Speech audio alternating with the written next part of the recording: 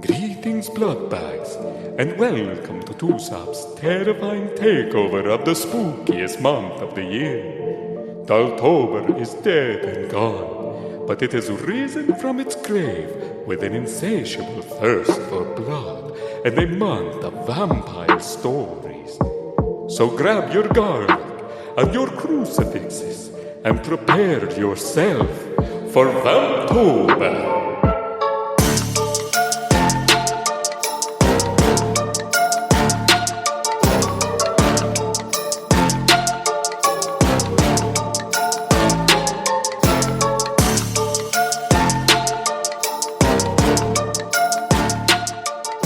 Hello, all of my bloodthirsty paranormal freaks out there. It is I, Golden Jay, hanging out with The Rocker Chick. and J-Dub. and welcome to the second edition of Vamptober. I hope you guys are enjoying the intro. When we actually recorded a J-Dub's episode of Vamptober, it wasn't finished. I didn't know if we would get there. The guy who did the work for us on the voiceover has got a ton of shit going on in his life, and it was I was hoping he'd be able to do it because he's so fucking good at it, and he came through. So I want to say, Chris Clayton, thank you so much for doing the voiceover work in the intro for Vamptober. I love it. I love it. And It's great. Yeah, he did a wonderful job. Yep. Gunner, I sent it to Gunner, and he won't stop listening to it. He can fucking recite it. But so yeah, I hope you guys are enjoying that new intro for Vamptober, and you should go check out Chris's podcast. It's called Guys with Issues. It's him and Will and Pat, and they review comic books to movies and stuff like that. I listen to it every week, and he's doing a great job. And so go check it out, Guys with Issues. You can find it on Spotify and Apple. So Nice. Cool. yeah. So Chris, thank you so much for doing that for us, and hopefully we gave him the itch to get back out there and do some more, because that's what he texted me. He's like, man, that was a lot of fun. He really liked the finished product of it. So yes. So what's going on? It's been a minute since we've been in the studio. Anything exciting going on? Are you gonna shit your pants? No, I'm thinking. It's the same face for both, apparently. Wow. Camping season's almost over with. I'm sad. Are you feeling sad about that? I am. I am too. I'm sad. We haven't spent as much time out there as we kind of hoped we would this year, but yeah, we're getting ready to close it up. We're gonna spend the next couple weekends out there. So by the time, this will air, and then we'll have one more weekend there. But yeah, it's kind of a bummer. They shut the water off, and you kind of pack everything up and call it good, and go back again in April.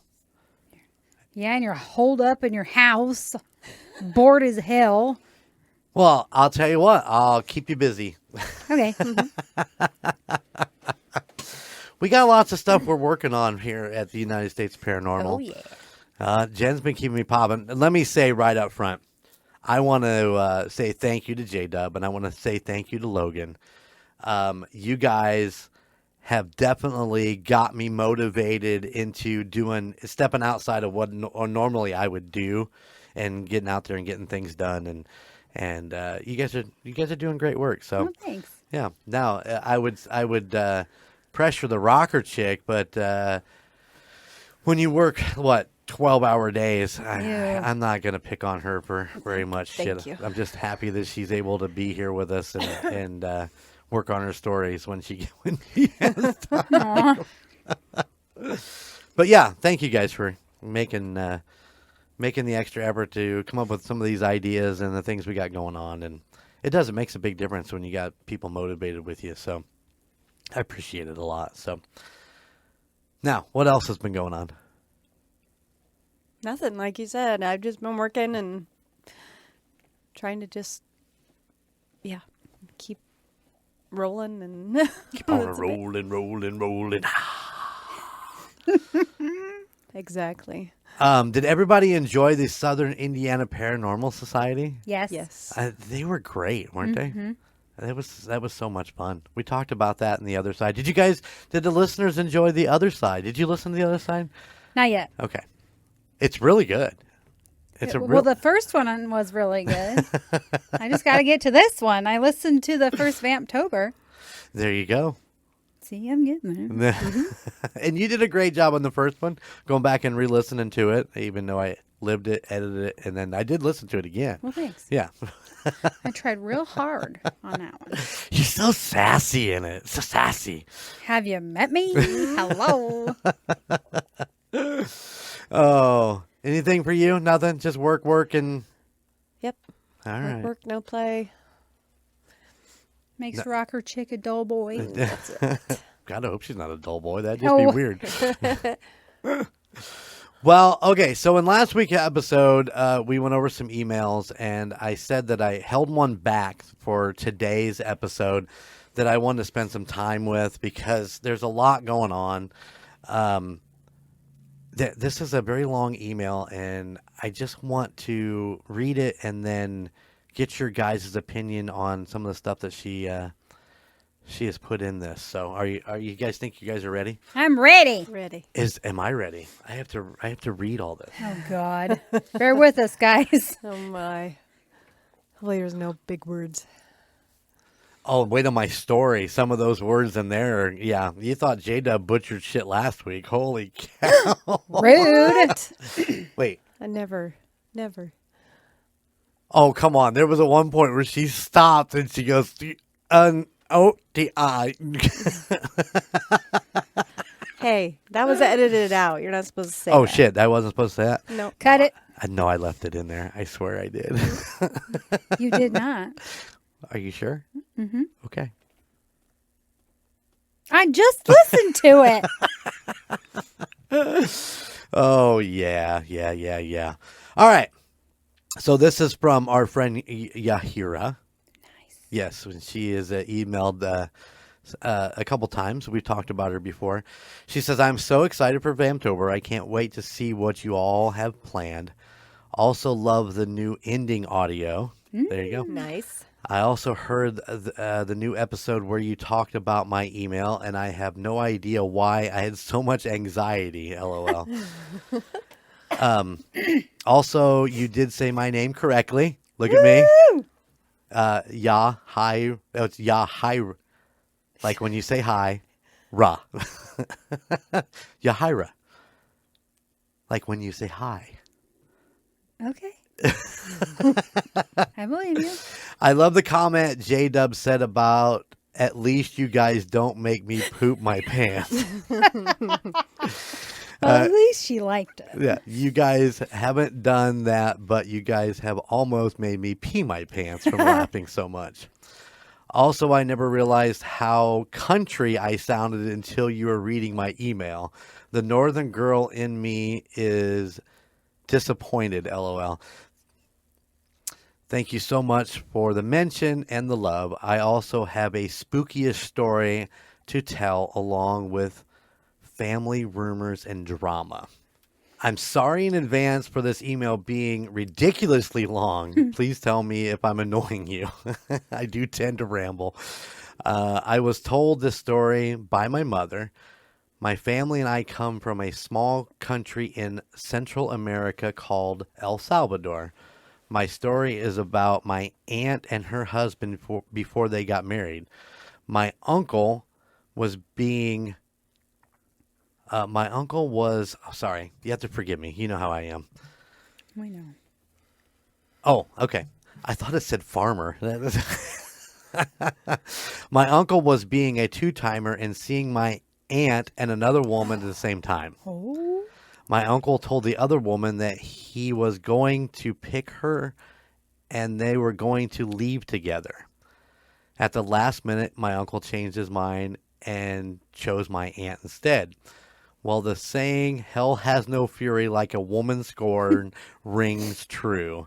The woman was so mad that she went to the local witch and had her do a job on my aunt. What do you suppose that is? A job. Bad job. The lady took a picture of my aunt. I don't know how she got it. Creepy. Gave it to the witch. The witch went and burned it in a dead man's grave who had been killed with a machete. My aunt started to go crazy. She would burst out into hysterics and scream, "I see him. He's coming to get me. He's right there." Talking about the dead man. Well, my grandmother and my other aunt went to another witch and explained what was going on. The witch told my grandmother about the curse/witchcraft that was done to her. And to break the curse, my grandmother and the witch went to the cemetery at a certain time and day and removed my aunt's picture. When her picture was removed, my aunt stopped seeing the dead man. Crazy, huh? Ew. Just ew? I mean, that's a lot to take in. Just ew? Do you see my face? This is a lot. You have a vampire look going on right there, doesn't she? She's like, let's go up down there. Yeah. Shit. She's an alien. Alien vampire. Now, my mom and dad separated when I was about 13, and it was really ugly. My dad's side of the family was very nasty towards my mom. They even went as far as to call her a witch, and that when I got older and became of age, that she was going to show me and teach me her ways so I can make men fall in love with me. Ooh. They said... So wait, I mean, does that make her mom a witch if she knows how to do that? Well, if they're going to call you that, why not do it? That reminds me of just what is it? Turn into the skid? Lean into the skid? What is it? You've never heard of that?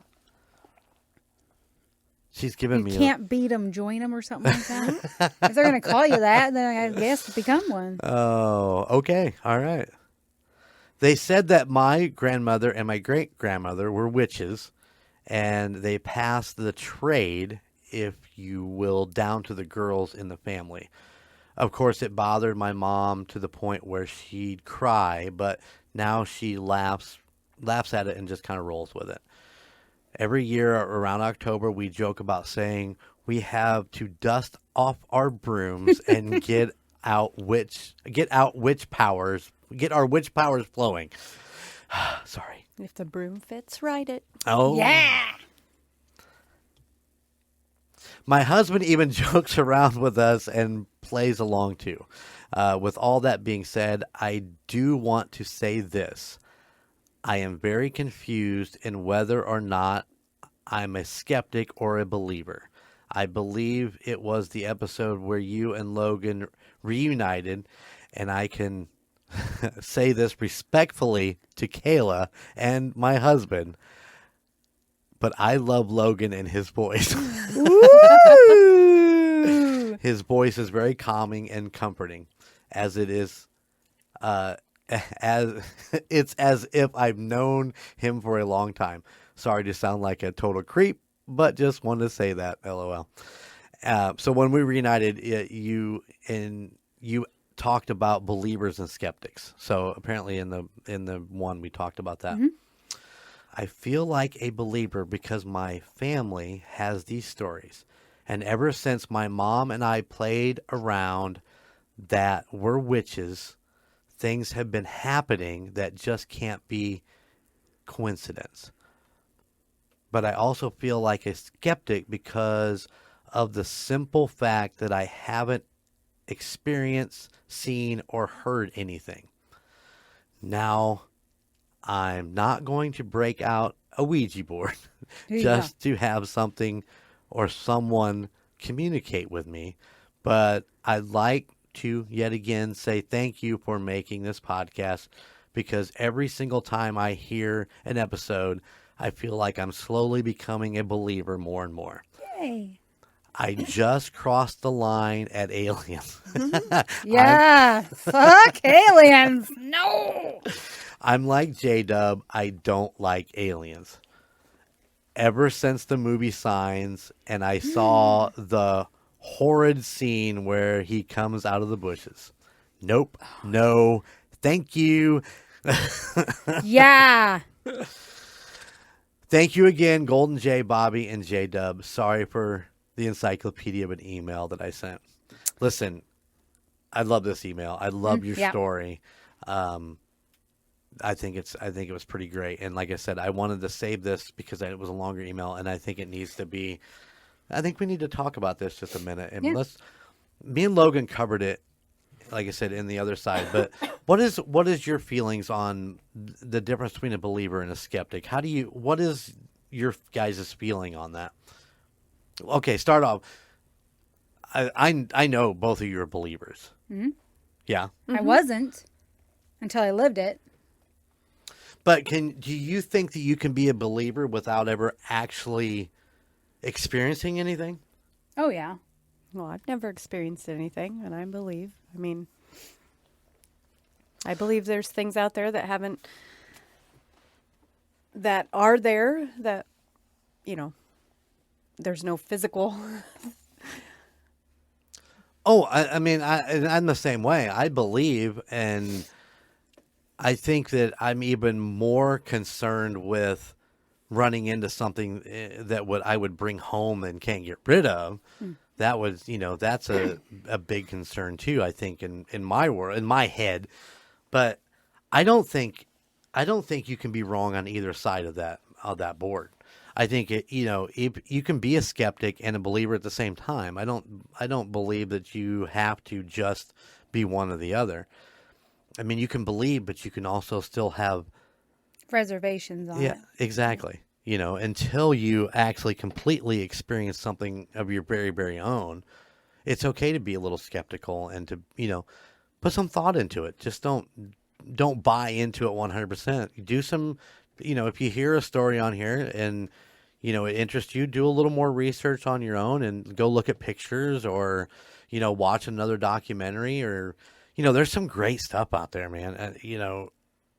I can't imagine we would even come close to covering even a portion of what is out there on some of these stories. So, so be both. Be a believer and be a skeptic, and we won't judge on either side. Oh, just don't be a hater. We hate haters. We hate haters. I believe, I believe in ghosts and Sasquatch and those kind of things. I believe they exist, but I'm a skeptic when it comes to the new pictures coming out with the mermaids and stuff. Oh, we found a mermaid skeleton. It's so easy for people these days to put that stuff together, And there's apps that you can take a picture and then, oh, there's a ghost. Yeah. And so it's just, you got to be skeptical on pictures that just pop up and be like, oh, we found the bones of a mermaid and look just like a person's skeleton with, a fish thing. Fish tail, yeah. Well, that's like Golden Jay sent me a video from TikTok and he's like, watch the end. And it was a mermaid. And I was like, that's bullshit. You could tell when things are kind of spliced together, and I mean, and then when you're watching TikTok or Facebook or YouTube or whatever, and I mean, it could look like a legit, bless you, a legit ghost, and I'm like, I don't know about that. I mean, it could still be a ghost, but I mean, so maybe I'm half and half. I believe, but I'm still a skeptic. I want to debunk it. Well, and I mean, I think that's an important part of some of these ghost hunting shows. Ghost hunters did a lot of time trying to debunk stuff, and I think it's important to run some tests and to try to prove that, okay, maybe this could happen. EVPs in the electrical, when they have old wiring through the house and that stuff goes off, but they did a lot of that early on. You get that feeling like you're being watched. Well, sometimes old electrical through old houses will give you that same feeling, So you go and you check that. But I think it's important to take everything that you see on the internet with a grain of salt, because you don't know what's been AI'd, so to speak. Yeah. But enjoy life and believe, and don't put it in a box and put it away. Go out there and explore and do these things to help you with your skepticism. And I guess don't believe what's on the internet until you see what's in front of you in person. How's that? Sure. But don't not be a believer. Yeah. Get off the internet and get outside. Yeah. Well, no, now you got to be on the internet because it's going to get cold and you're going to be trapped in your house. Yeah, don't remind me. You still got your horses to go outside and play with. Yeah, but you know who's going to be out there? I'm not saying it. She said it enough when she did the story on it. You mean the cold-hearted, frozen beast from the north? Yeah. Or he's like decomposing. Gross. The Wendigo. Shh. Yes. Yes. Oh my. Yeah, fun stuff. Fun stuff. I did get a what was that? I don't think it was an email. I think it was a comment on the actual post on Facebook for the Wendigo picture. Let me see if I can find it real quick. Should come up. There it is. Casey James posted on the picture from the socials from that episode, and it says, I've seen, I'm pretty sure that, I think he got auto-corrected here. It says, I've seen a Wendigo on my property along with Bigfoot and Indian spirits. There is an Indian burial ground on my property. Also, I live in northern Indiana, and I'd love to try and catch the Wendigo. No. So, Casey, if you're listening to this, IM me. Tell me where you're from in northern Indiana. I'd love to know. Hopefully it's far away from us. Oh, gosh. I have to spend a lot of time out in the barn in the wintertime, so that's creepy. It'll be all right. You'll know. You can smell him coming. You guys should see her face right now. It's amazing what these stories will do to you. Well, isn't it? When going out late at night and having to deal with that. Pretty insane. All right, J-Dub, what do you got for me? Let me ask you this. Okay. Riddle me this. Oh, shit. What? I'm Batman. What is a vampire's favorite fruit? Oh, God. A blood orange. I don't know. What is it? You gotta take a stab at A it. banana. What? That was a punchline for another joke.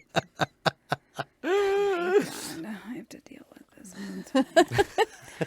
A nectarine. Oh, Oh, that was good.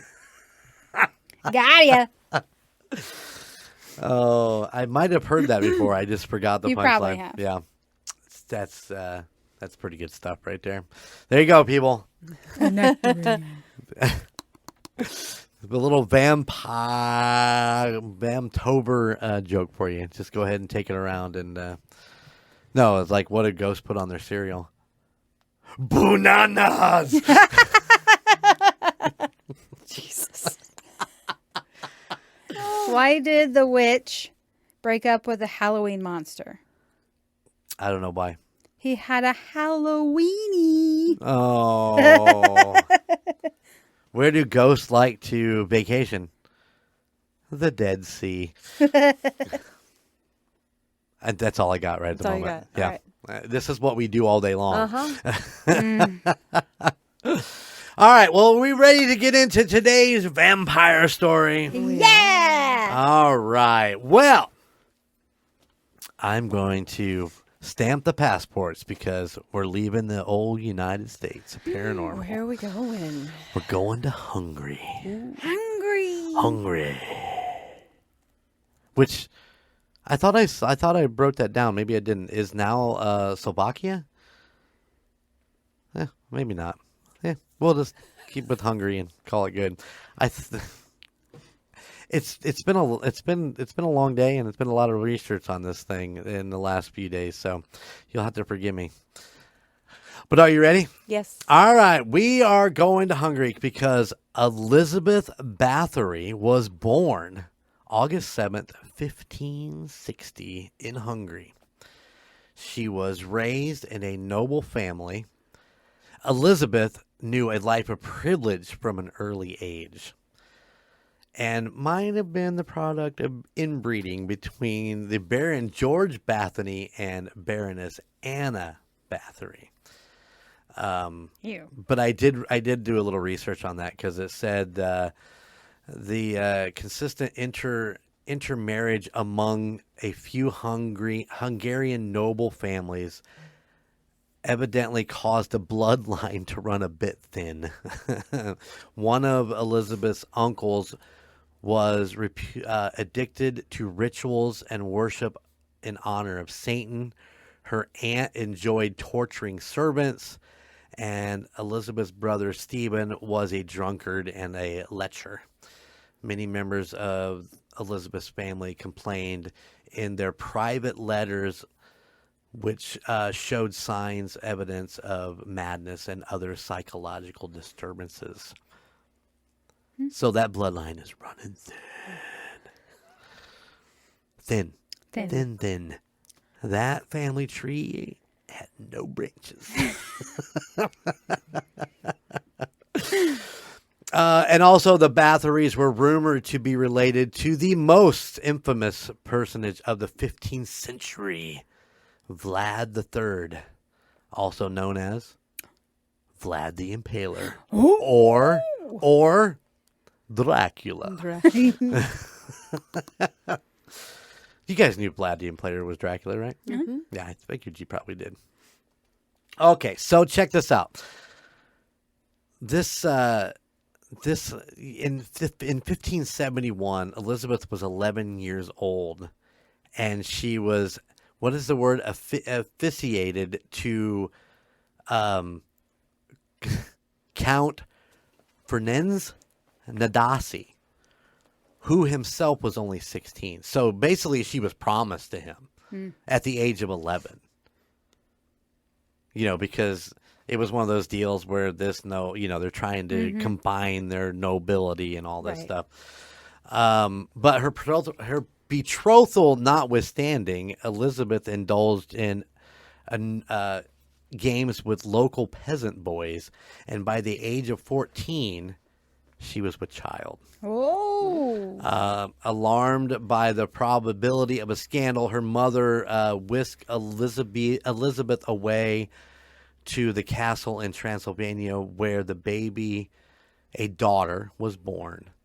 A woman agreed to take care of the unwanted baby and was endowed with money and exiled to Wallachia for the duration of Elizabeth's lifetime. So they didn't kill the baby. They didn't just lock her away. And, at least they gave her to somebody who would care for her and but they basically exiled her from their kingdom so that baby would never be known about. So, and then several months after that, in 1575, she got married to what did I say his name was? Fernandez. Let's just call him Frankie. It'll be easier for me. they got married in a castle at one of the most impressive and splashy high society weddings of the century. Ooh. So we start with nobility, and now we're even more nobility because we've added these two families together. She called the Salite Castle home, where she had received it as a wedding gift from her husband. He was a famed war hero, and he became the youngest general to command the border fortress defenses of southwest Hungary and gained the high title of Master of the Emperor's Horse. And in the 1600, he was appointed the commander-in-chief of the Christian forces of Transdanubia, making him the most powerful person in the country.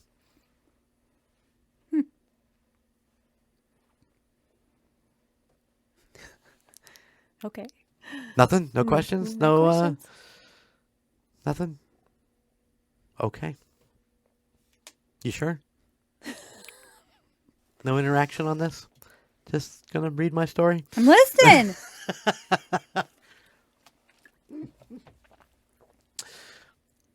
Between 1575 and 1603, Frankie conducted war against the Turks, visiting his wife only occasionally during lapses in the fighting. You like how I just called him Frankie? Fuck it. This was going to call him Frankie.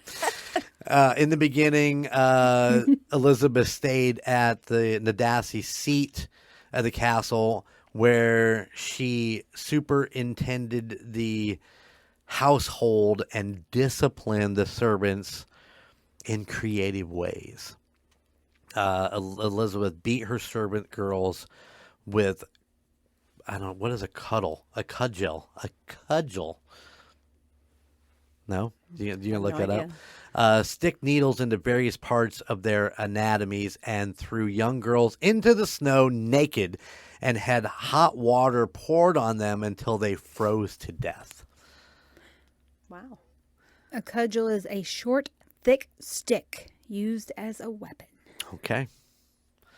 This latter act of barbarity was immortalized in a Hungarian artist, István Kosk, who was a 19th century painter. A scene of Elizabeth seated before several female victims, lapping as accomplices dosed their victims with water.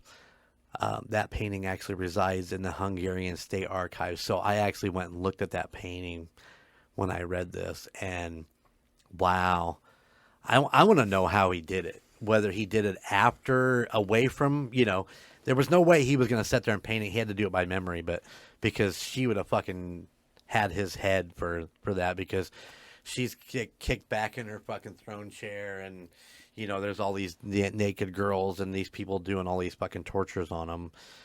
Dang. Yeah.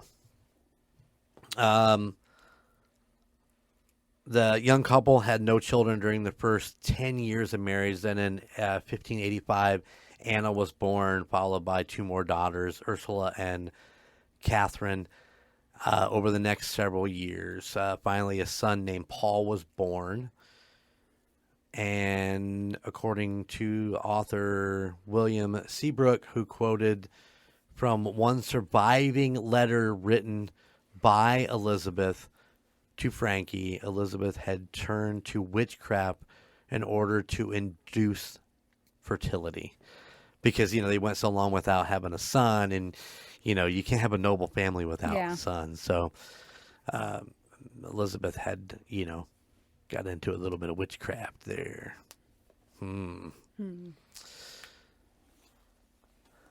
Okay, so certain companions in which she had surrounded herself by the late 1500s suggested an unusual preoccupation with the black arts.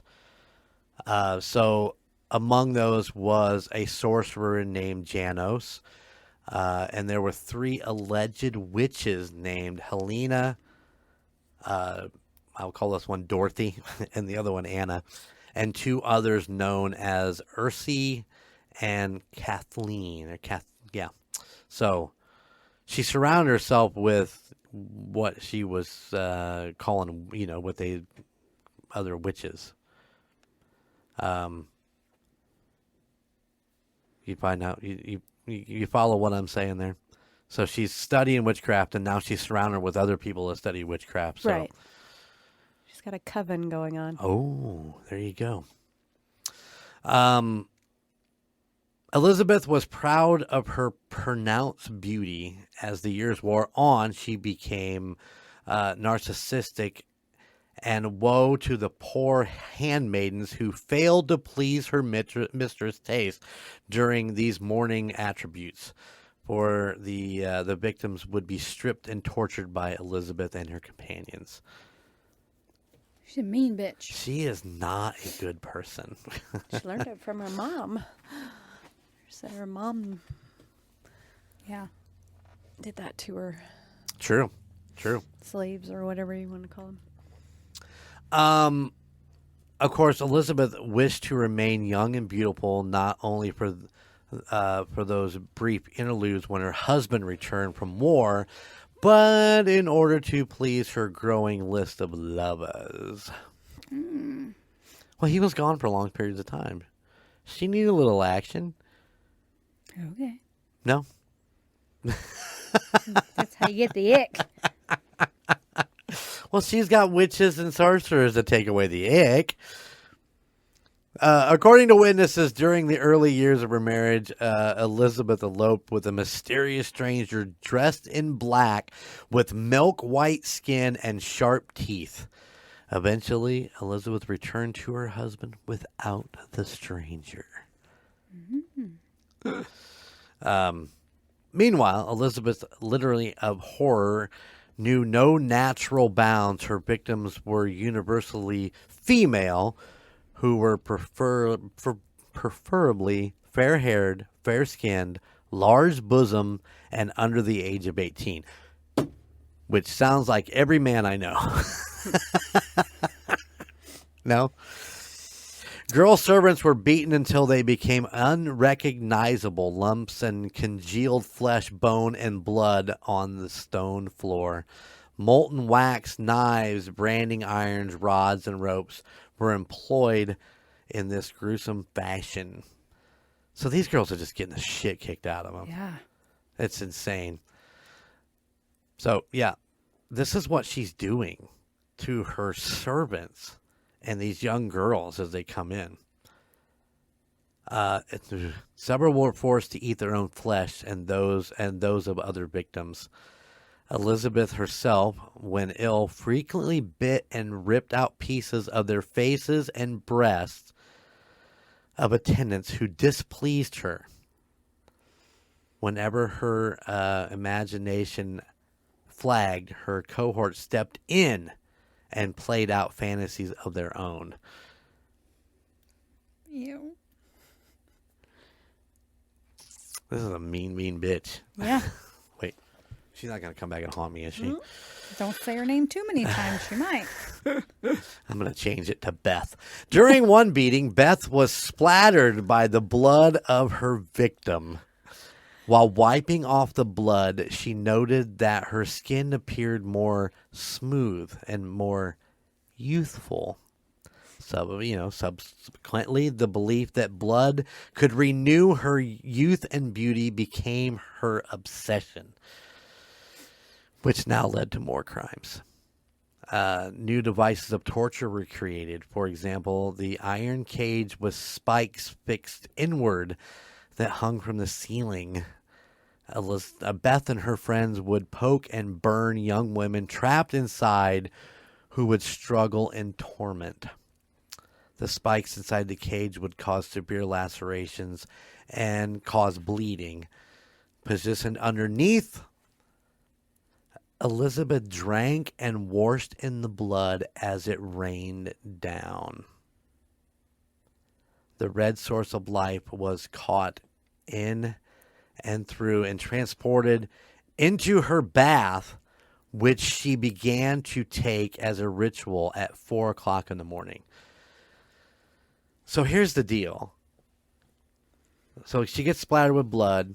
She thinks that it makes her skin look young. So now she's actually filling tubs with blood and bathing in these tubs. And she's drinking it too, right? And she's drinking it. Yeah. That's a lot of blood. So that's a lot of people. I was trying to do the math on it. You know, how many cups? If you bleed, how many quarts of blood does a human body have, and how many quarts of water does a bathtub hold? Those are the things that you need to think about. It says the normal range for an adult human is usually estimated at 5 to 6 quarts of blood. So how many quarts does it take to fill a bathtub? Let's just say 5 quarts. I mean, you said 5 to 6, right? Let's say 5 quarts of blood in the human body. Let's take that and divide it by how many quarts in a bathtub. Bathtubs can usually hold between 35 and 50 gallons. Oh, okay. So and a quart is 4. So you have to have 4 to make a gallon. So it's a lot of people. So wait. So it takes 4 quarts to make a gallon. Yes. So, so what's 4 times 35? I'll do it. 4 times 35 equals, that's 140 gallons? Is that right? No, that's wrong. It takes 4 quarts per gallon. Yeah. That'd be 140 quarts. So 140 quarts and divide that by 5. That's 28 people to fill a bathtub. Dang. Hopefully she reuses that. Yeah.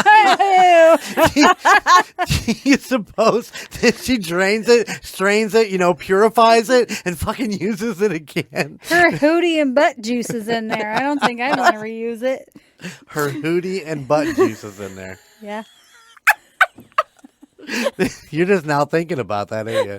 Are you thinking about her hootie being a... She's making hoodios. Would it bubble the same way if you actually tooted in there? It'd be like bloop, bloop, bloop, would it be, would it be little like thicker? Bloop, Yes. bloop. Sound like soup. Tomato soup. She'd take a little grilled cheese sandwich in there with her, dip it in.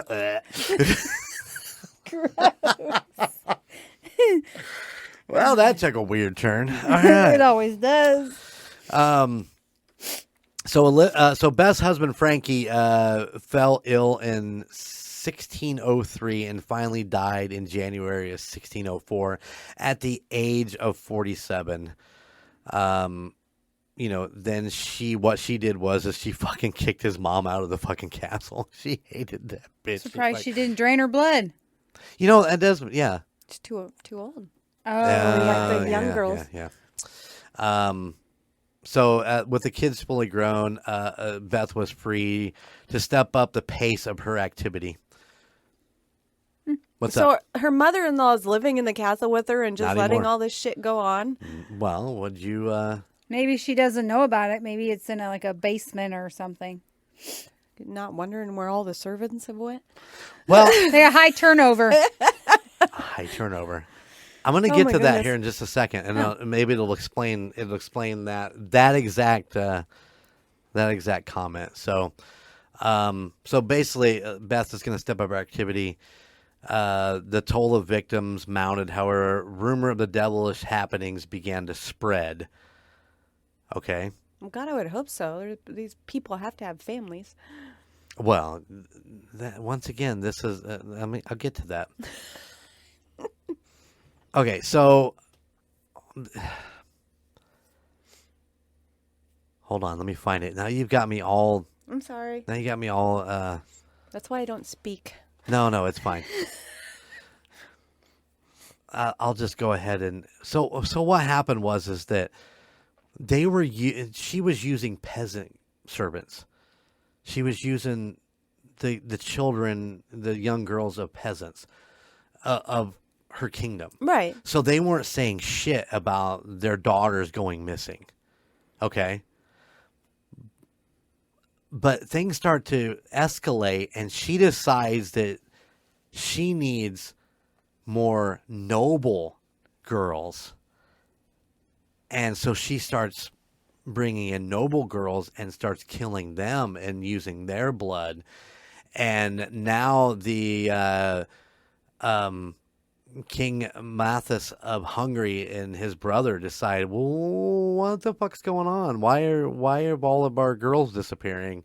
So they get this guy, Thurzo, to start doing some investigation, and that's when, shit starts to really fall apart for Beth.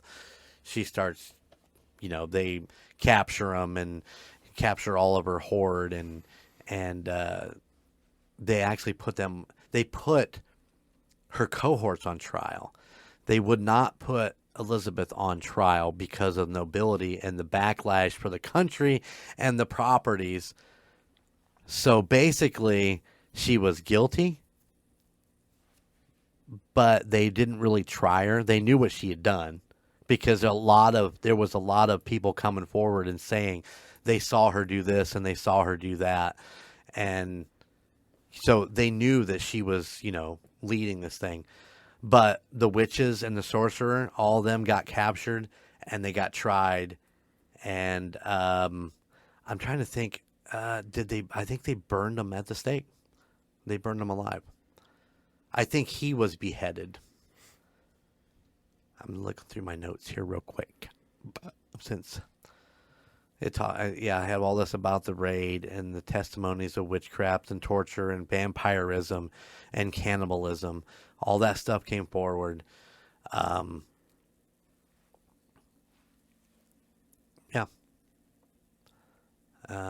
pronounced of guilty was a foregone conclusions despite their frank confessions, because the witches claimed it up. Here we go. Beside their frank confessions, Helena and Dorothy had their fingers torn out with fiery pincers and were burned alive. The one was beheaded and thrown in the fire. Kathleen escaped the death sentence, but later, about a month later, Elizabeth's the accomplices were the other ones were beheaded and executed also. So all those people that were like, oh fuck yeah, this is great, this is wonderful. Yeah, they got a little bit in the end by themselves too. So after all of her friends, quote unquote friends, were executed, they actually walled the Blood Countess into one room, leaving only enough holes for ventilation and one small opening so that food could be passed to her. So next, 4 gibbets were erected at all 4 corners of the castle to symbolize that justice had been done. And I think she was there till finally, August 21st of 1614, one of the guards peered into the hole of her chamber and saw her lying face down.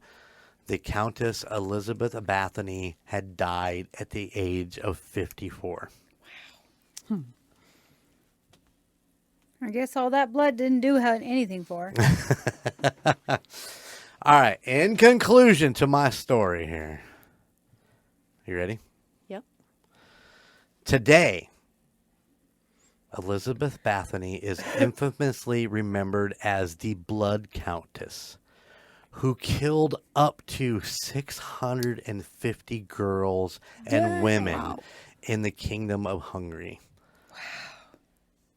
If all of these stories about her are true, then she is likely the most prolific and vicious female serial killer of all time.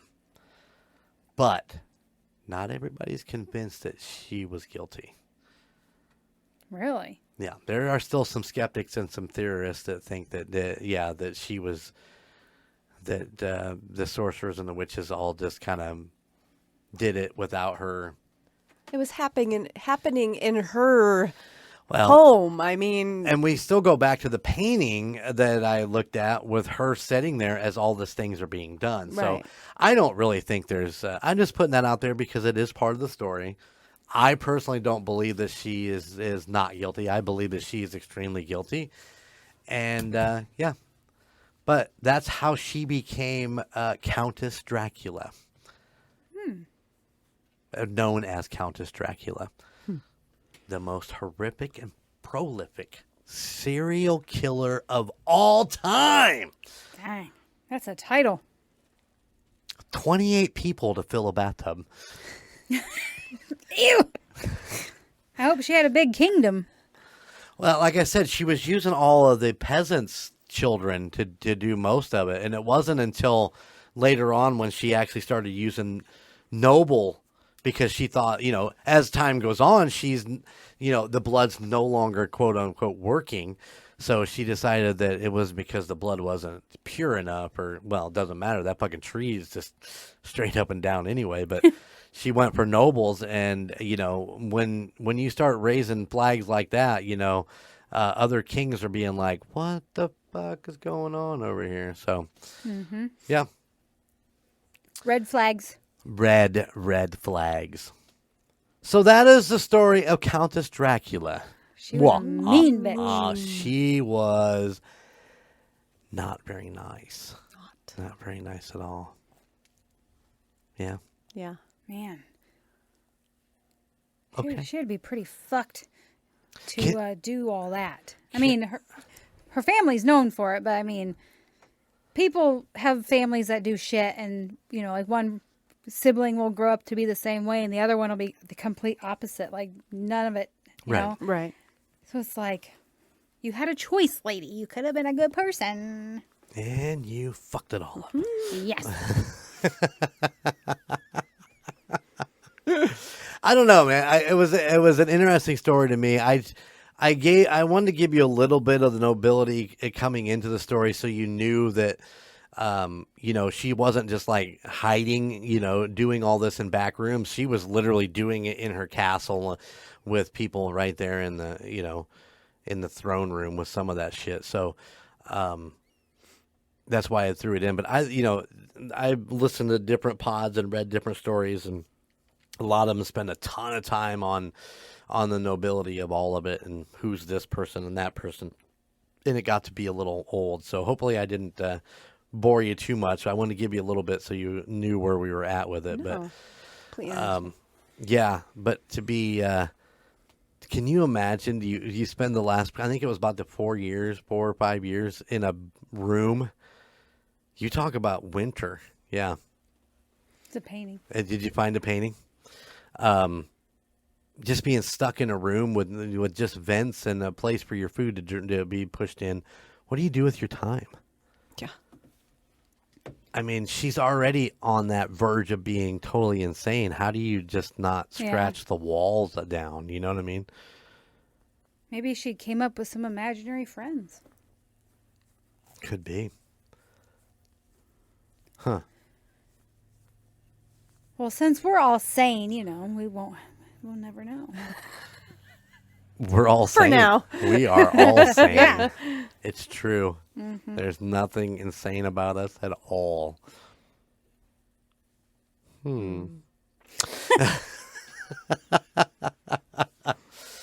Oh, well, I mean, there you go. That was good. I liked it. Elizabeth Bathory. Countess Dracula. All right, well, let's get back on the plane. You guys bring your passports? Going back. Coming back to the United States. Woohoo. Flying in. Take you on a little road trip to Hungary. Or Slovakia. Or wherever the hell. I gotta figure that out now. I know I read that somewhere. Damn it. Something like that. Well, back then it was Hungary, so it's all right. Back then it was Hungary, yeah. And that's it. I mean, is Hungary not a thing anymore? Is Hungary gone? Or is Hungary still there? I thought Hungary was still there.